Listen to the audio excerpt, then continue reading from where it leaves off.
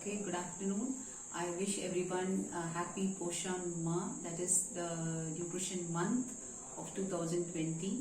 And I join hands in wishing everybody with Athur Block ICDS Child Development Project Officers, and on behalf of GRI, I extend my wishes. And also we join hands with the Prime Minister's program on this Poshan Ma in improving the nation, or that too to develop a healthy India, right? So I would just talk few words about infant and young child feeding, and that too the importance of breastfeeding and why breastfeeding is so important in developing a good human resource. Fine. So we have to know about what is this exclusive breastfeeding, which is the terminology or a mantra which is being talked for first 1,000 days and all that, right? So this exclusive breastfeeding is nothing but feeding a child on breast for 6 months, exclusively on breastfeeding, and no other feeds are entertained for the baby, be it a pre-lacteal feeds or anything. And you start the feeding just half an hour of birth, and you keep feeding the baby only with the breast milk. Then you call this feeding as an exclusive breastfeeding, which is going to be benefit in many ways, like improving the immunity, cognitive factor, social security, and in turn to develop an excellent human resource for the country to achieve the status of healthy India or skill India, whatever the programs of government may be. Fine. So why is infant to be on exclusive breastfeeding? So let's just talk few words about the breast milk composition. So when you see the breast milk composition and you compare it to the cow's milk, you say that the breast milk is the optimal feed for an young child, because the protein, the fat, the carbohydrate, that is the sugar content in breast milk, is comparatively less than the cow's milk.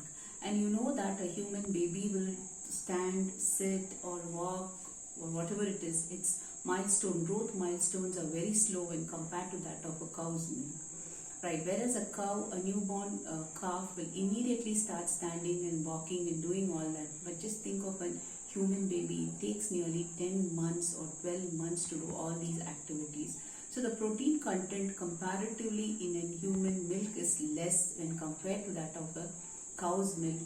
The protein is high in a cow's milk just because the cow has to do all those activities as soon it is born, but whereas in human baby takes a long time to do these activities. So the requirement of protein is less, and the load the protein is going to give on the kidney of the baby is going to be high when it is being fed on cow's milk.